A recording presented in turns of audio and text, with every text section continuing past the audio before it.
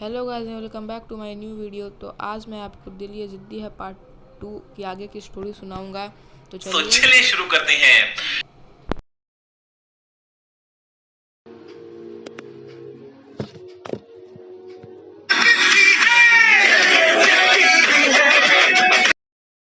पीयूष के गांव में सिर्फ एक ही स्कूल थी और वो भी सिर्फ 7th क्लास तक के बच्चों के लिए ही थी। इसीलिए पीयूष आगे की पढ़ाई के लिए अपनी मौसी के यहाँ लाल नगर चला गया। पीयूष की मौसी उसे बिल्कुल पसंद नहीं करती थी, वो उसे खाने में भी बहुत दिक्कत देती थी।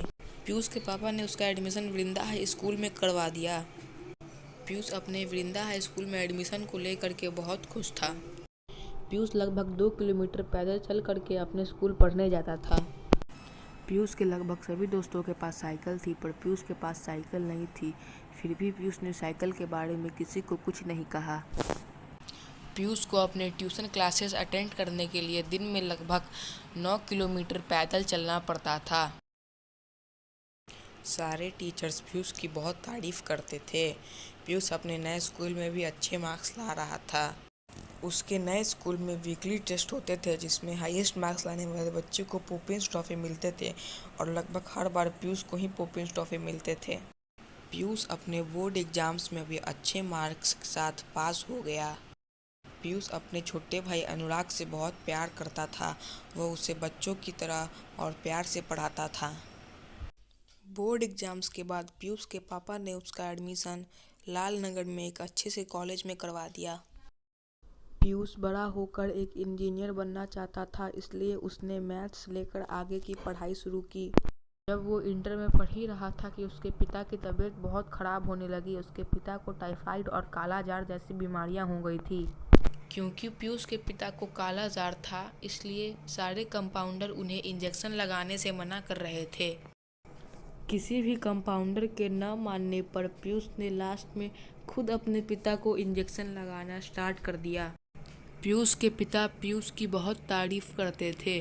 ठीक उसी समय पीयूष की सबसे छोटी बहन अंकिता को भी काला जार हो गया था। ये समय पीयूष और उसके पूरे परिवार के लिए बहुत मुश्किल से बीत रहे थे।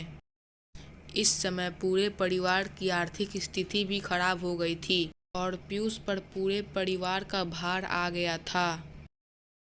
31 मार्च 1990 का वो अभागा दिन, जिस दिन पीयूष के पिता श्यामलाल की दुर्भाग्यवश मृत्यु हो गई, यह जानकर पीयूष को बहुत गहरा सदमा पहुंचा और वो अंदर ही अंदर पूरी तरह से टूट चुका था।